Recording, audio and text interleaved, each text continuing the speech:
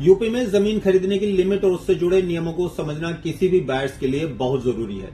हाल ही में यूपी सरकार ने जमीन खरीदने की मैक्सिमम लिमिट निर्धारित करने के लिए नए नियम लागू किए हैं। यूपी में अब एक व्यक्ति मैक्सिमम 12.5 एकड़ लगभग 5 हेक्टेयर एग्रीकल्चर लैंड ही खरीद सकता है। यह लिमिट राज्य सरकार द्वारा निर्धारित की है ताकि जमीन का समान डिस्ट्रीब्यूशन हो सके और बड़े लैंड पार्सल का एग्रीगेशन रोका जा सके। अब कोई बायर इससे ज्यादा जमीन खरीदता है तो वह जमीन राज्य सरकार के नियंत्रण में चली जाएगी। अब जमीन खरीदने से पहले कुछ पॉइंट्स पे ध्यान देना बहुत जरूरी है। नंबर 1, जमीन खरीदने से पहले ये जान लें कि वह सरकारी भूमि नहीं है और खतौनी में 1 के रूप में दर्ज है। खतौनी में 16 अंकों का कोड होता है जिसके लास्ट में 12 अंक का होना बहुत जरूरी है। अब ऐसा नहीं है तो उस जमीन को खरीदने से बचना चाहिए। नंबर 2, यह जानना जरूरी है कि जमीन कृषि उपयोगी के लिए उपयुक्त है और वह चक्रोड़, मरघट, खलियान या चारागाह जैसी सार्वजनिक उपयोग की जगहों पर स्थित नहीं है।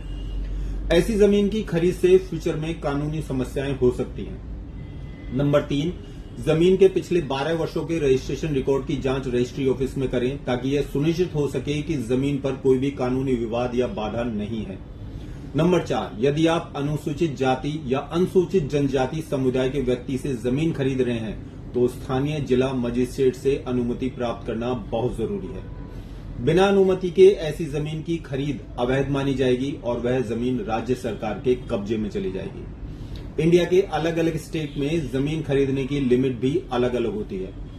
जैसे कर्नाटक और महाराष्ट्र में एक व्यक्ति मैक्सिमम 54 एकड़ जमीन खरीद सकता है, पश्चिम बंगाल में 24.5 एकड़, केरल में 7.5 एकड़, बिहार में 15 एकड़ और हिमाचल प्रदेश में एक व्यक्ति मैक्सिमम 32 एकड़ जमीन ही खरीद सकता है।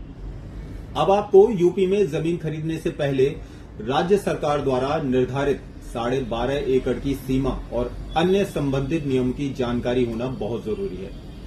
जमीन खरीदने से पहले सभी कानूनी पहलुओं और जमीन के रिकॉर्ड की जांच करना जरूरी है जिससे भविष्य में किसी भी कानूनी विवाद से बचा जा सके। और अगर आप किसी दूसरे स्टेट में जमीन खरीदने की प्लानिंग बना रहे हैं तो पहले वहां की लिमिट और नियमों की जानकारी लेना बहुत जरूरी है। भविष्य में ऐसी ही जानकारी के लिए जुड़े रहें प्रॉपर्टी विद आकाश के साथ। धन्यवाद।